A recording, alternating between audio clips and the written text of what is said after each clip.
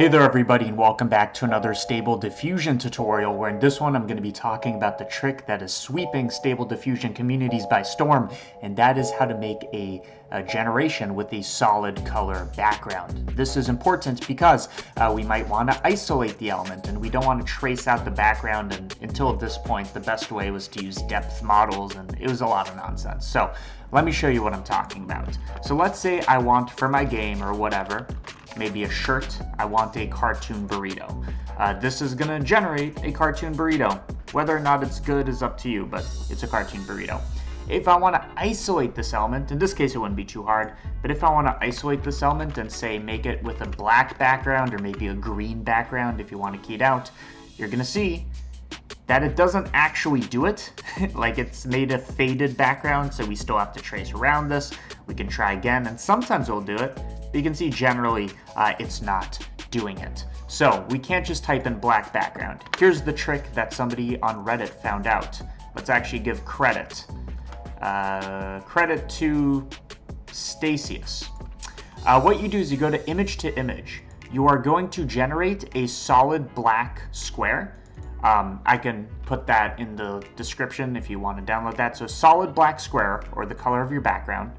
I'm going to type in cartoon burrito, and the key is you're going to take the denoising strength and bring it to 1. So it's going to look at this black image, really put it out of focus and let it do whatever it wants to do with the denoising strength of 1, and it's going to make a cartoon burrito. So let's see what this does. There we go, a cartoon. It looks more like a cartoon potato. Let's try it again, see if it gives us better results. So this just guarantees a black background. It doesn't necessarily guarantee a good generation. So we could try cartoon burrito, centered, medium shot, and hopefully that will generate something a bit more in the frame. There you go. But you can see it's always with the black background is the point.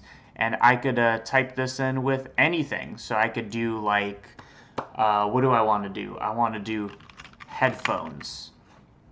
And again, I just want to isolate this element. Well, here we go. We have headphones on a black background. Now in this case, you wouldn't want a black background because it's the color of this. So what I found out is if you change the color to blue, right? Hit generate. Probably should have used the same seed. But you can see it's on a solid blue background is the idea. So this is how you kind of isolate elements. In this case, we could try getting rid of the shadow.